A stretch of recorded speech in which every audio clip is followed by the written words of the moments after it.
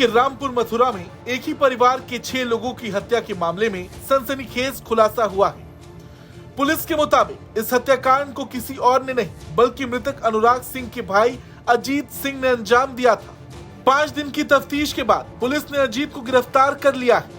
दावों की माने तो एक्यूज अजीत सिंह ने अपने पिता के अवैध तमंचे से ही इस खौफनाक हत्याकांड को अंजाम दिया था।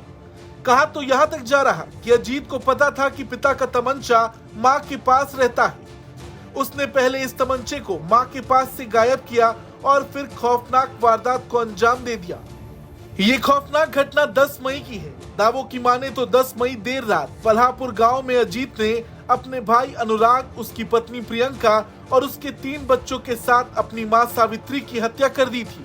इसके बाद शातिर अजीत ने पुलिस को फोन किया और अपने भाई अनुराग पर ही इस हत्याकांड को अंजाम देकर आत्महत्या कर लेने का आरोप लगा दिया। लेकिन कहते हैं ना कि दरिंदा चाहे कितना भी शातिर क्यों ना हो, कुछ ना कुछ गलती कर ही देता है। पुलिस ने जब इस मामले को लेकर तफ्तीश शुरू की तो कहानी और सबूतों पर से पर्दा उठता चला गया। पुलिस को स्पॉट एविडेंस से पता चल गया कि हत्यारा कोई घर का ही है और उसी ने इस घटना को अंजाम दिया है। फिर क्या था, पुलिस ने सर्कमस्टेंशियल एविडेंस के आधार पर जांच शुरू की और दरिंदा अजीत पकड़ा गया। पुलिस ने बताया कि अजीत ने कबूल किया है कि घटना वाली रात में उसने सबसे पहले अपनी भाभी को गोली मारी थी। गोली की आवाज सुनकर जब उसकी मां सावित्री पहुंची थी तो उन पर हथौड़े से वार कर दिया था। उसके बाद अनुराग और उसके 3 बच्चों को मौत के घाट उतारा। पुलिस की माने तो इस पूरे कांड में जमीनी विवाद कर्ज चुकाने के लिए पैसों की जरूरत अहम वजह रही। दरअसल मृतक के पिता के खेती पर किए गए 24 लाख के लोन को भाभी यानी मृतक प्रियंका जमीन बेचकर चुकाना चाहती थी, जबकि अजीत इसके खिलाफ था।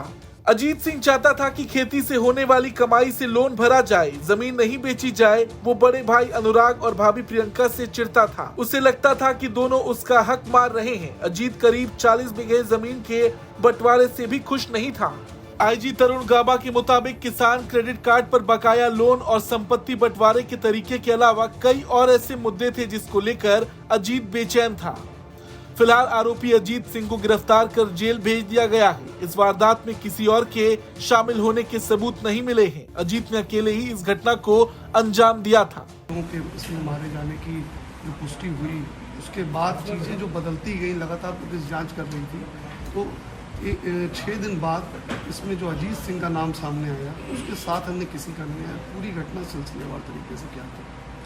देखिए, दिनांक 10-11 की रात्रि में थाना रामपुर मथुरा क्षेत्र में ये एक बहुत जघन्य अपराध की घटना घटित हुई थी, जिसमें एक ही परिवार के 6 लोगों की हत्या की गई थी। इसमें जो मृतक एक अनुराग था, उसके भाई द्वारा, जो कि घटनास्थल पर मौजूद था, उसके द्वारा अपने आप को एक चश्मदीद गवाह के रूप में प्रस्तुत किया गया और बताया गया कि अनुराग ने परिवार के 5 लोगों की हत्या करने के उपरांत स्वयं आत्महत्या कर ली है।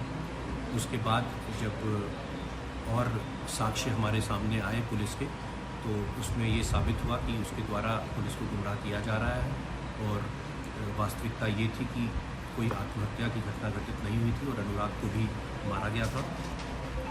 इसी के क्रम में विवेचना की गई, विभिन्न पहलुओं को जांच में शामिल किया गया और जो साक्ष्य एकत्रित हुए, जो तथ्य सामने आए, उसमें ये स्पष्ट हुआ कि मृतक के अनुराग के भाई अजीत द्वारा ही इस घटना को अंजाम दिया गया। कितने लोगों की सर हत्या हुई थी और अब तक इसमें क्या क्या पहलू सामने निकल के आ रहे हैं और क्या किसी और लोग इन्वॉल्व होने की इसमें आशंका जताई जा रही है? देखिए, इसमें परिवार के 6 लोगों की हत्या हुई थी और इसमें जो साक्ष्य एकत्रित किए गए हैं उससे स्पष्ट हुआ है कि ये घटना अभियुक्त अजीत द्वारा ही स्वयं की गई है और इसमें विवेचना प्रचलित है। अभी किसी और केस में शामिल होने का कोई साक्ष्य सामने नहीं। सर वजह क्या रही अभी तक?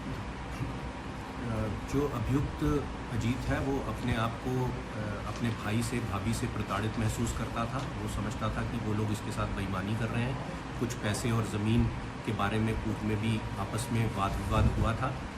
वर्तमान में 24 लाख का एक केसीसी लोन था जिसका भुगतान किया जाना था, जिसमें मृतक अनुराग और उसकी पत्नी कोई भी योगदान करने से और बकाया वापस करने में शामिल होने से इनकार कर रहे थे और ये सारा लोन इसी पर आ रहा था। इन्हीं चीज़ों से ये शुद्ध होकर इसके द्वारा ये घटना कार्य करना सामने आया। अनुराग का साला लगातार कह रहा है कि अकेले अजीत सिंह ये नहीं कर सकते हैं, और भी कई लोगों के शामिल होने की बात है, तो उनकी बातें कहाँ तक जाएंगी? देखिए, जो अभी तक साक्ष्य संकलित हुए हैं, जो टेक्निकल एनालिसिस भी किया गया है, जो अन्य लोग जो चाहे अभियुक्त के रिश्तेदार हों, उसके जानने वाले हों या फिर जो पड़ोस में रहने वाले हों, इन सब लोगों के भी लोकेशन, CDR एनालिसिस और पूछताछ की गई है। इसमें जो अभी तथ्य सामने आए हैं, जो साक्ष्य घटनास्थल से भी संकलित हुआ है, उसमें जो अभियुक्त अजीत द्वारा घटना को अंजाम देने की तथ्य सामने आए हैं, उससे उसी की भूमिका पूर्ण रूप से स्पष्ट हो। Thank you sir. स्थानीय पुलिस के खिलाफ भी थोड़ा सा उनकी नाराजगी दिखी। जो प्रियंका का भाई है यानी अनुराग का साला, क्या लोकल पुलिस का जो पहला स्टेटमेंट था या कह सकते हैं कि जो उनकी जांच थी, उसके खिलाफ भी कोई कार्रवाई हुई है? देखिए, घटना में जिस परिवार के साथ ये घटना हुई, उसी का एक मुख्य सदस्य जो कि अपने आप को चश्मदीद गवाह बता रहा था, उसने पुलिस को गुमराह किया, जिससे शुरू में विवेचना को एक दिशा में उसमें ले जाने का प्रयास किया, जो जल्दी ही पुलिस की जानकारी में आ गया और उसको करेक्ट कर लिया गया।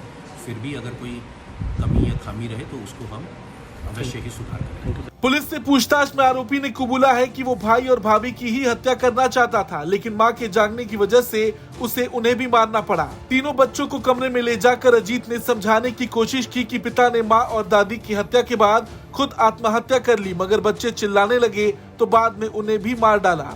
अजीत ने ये भी बताया कि 11 मई की रात उसने खिचड़ी में नीम की गोलियां मिलाकर रख दी थी ताकि खाना खाने के बाद परिवार वाले सो जाएं और हत्या करने में किसी को शक ना हो। लेकिन उस रात सभी बाहर से खाना खाकर आ गए, लेकिन फिर भी अजीत ने अपना इरादा नहीं बदला। उसने इसी कमरे से भाई भाभी को बाहर निकालने के लिए रात 12:30 बजे के बाद घर की लाइट खराब कर दी थी। करीब 2:30 बजे गर्मी से परेशान भाभी बाहर आई तो अजीत ने पहले भाभी और फिर भाई को भी गोली मार दी। मां मौके पर आई तो हथौड़े से उसे भी मार डाला, फिर भाई के 3 बच्चों की हत्या की। सीतापुर से अरविंद मोहन और लखनऊ से संतोष शर्मा की रिपोर्ट, यूपी तक।